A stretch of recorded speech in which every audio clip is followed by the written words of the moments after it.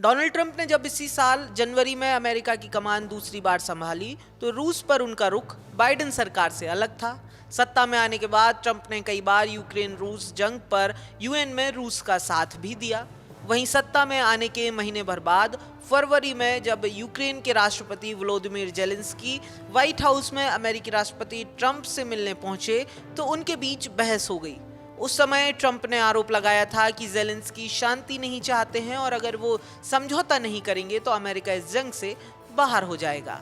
ये बैकग्राउंड आज की कहानी का बेहद जरूरी हिस्सा है। उस दौरान ट्रंप ने यह दावा भी किया था कि यूक्रेन रूस के साथ जंग में जीत हासिल नहीं कर सकता है। इसके बाद जियोपॉलिटिक्स के जानकारों को लगा था कि इससे होगा ये कि एक तो युद्ध रुकने की संभावनाएं बढ़ जाएंगी और दूसरा ये कि अमेरिका को भारत रूस संबंधों से भी कोई परेशानी नहीं है। लेकिन फिर 5 महीने में ही चीजें काफी तेजी से बदली और ट्रंप ने जब भारत पर रूस से तेल लेने के लिए 25% रेसिप्रोकल टैरिफ और उतनी ही पेनल्टी लगा दी तो और भारत रूस को डेड इकोनॉमी तक कह दिया।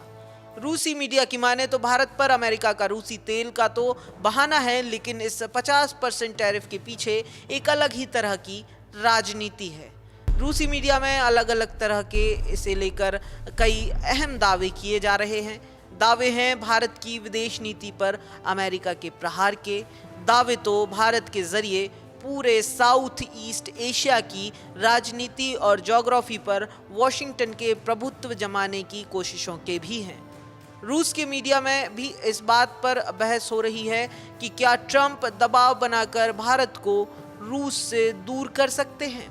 रूस की सरकारी समाचार एजेंसी तास ने 9 अगस्त को रूस की सुरक्षा परिषद में वैज्ञानिक सलाहकार बोर्ड के सदस्य एंड्रू सुशिनसोव के हवाले से कहा कि भारत ट्रंप के दबाव में अमेरिका की विदेश नीति की लाइन पर नहीं चलेगा और अमेरिका का ये दबाव लंबे समय तक नहीं रहेगा।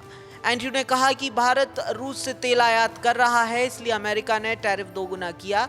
ये असली कारण नहीं है। भारत पर अमेरिकी दबाव का कारण कुछ और है। आबादी के मामले में भारत दुनिया का सबसे बड़ा देश है और भारत तेजी से प्रगति कर रहा है। अमेरिका भारत को चीन से टकराव के मामले में रणनीतिक साझेदार के रूप में भी देखता है। ऐसे में अमेरिका चाहता है कि भारत उसका नेतृत्व स्वीकार करे और अपनी स्वतंत्र विदेश नीति छोड़ दे, लेकिन अमेरिका की ये चाहत इस रणनीति से पूरी नहीं होगी, इसलिए भारत पर अमेरिकी दबाव लंबे समय तक नहीं रह पाएगा। अमेरिका और भारत के बीच टैरिफ वॉर के ही दरमियान भारत रूस के द्विपक्षीय संबंधों को लेकर भारत के राष्ट्रीय सुरक्षा सलाहकार अजीत डोभाल का रूस दौरा भी हुआ। रूसी मीडिया में पुतिन और डोभाल की इस मुलाकात को भी अहम टैरिफ वॉर के बीच माना है। इस मुलाकात के बाद रशिया टुडे ने अपनी एक रिपोर्ट में लिखा, जब भारत पर रूस से तेल आयात बंद करने के लिए दबाव था तब अजीत डोभाल ने रूस का दौरा किया। भारत रूस आर्थिक संबंध और मजबूत करने पर बात कर रहे हैं। इसमें रेयर अर्थ एयरक्राफ्ट पार्ट्स के उत्पादन और रेलवे में सहयोग बढ़ाने की बात हो रही है। वहीं दूसरी तरफ 2008 से 2012 तक यूक्रेन में ब्रिटेन के राजदूत रहे लीक टर्नर ने 11 अगस्त को मॉस्को टाइम्स में पुतिन और ट्रंप की होने वाली मुलाकात पर एक विश्लेषण लिखा। टर्नर ने लिखा, पहले कहा जा रहा था कि अमेरिका भारत के खिलाफ 100% टैरिफ लगाएगा, लेकिन अभी 50% टैरिफ की घोषणा की है। ये टैरिफ भी 27 अगस्त के पहले लागू नहीं होगा। इससे पहले 15 अगस्त को राष्ट्रपति पुतिन और ट्रंप की मुलाकात होनी है। भारत के अलावा अभी किसी और देश को रूसी तेल खरीदने के लिए निशाना नहीं बनाया गया है।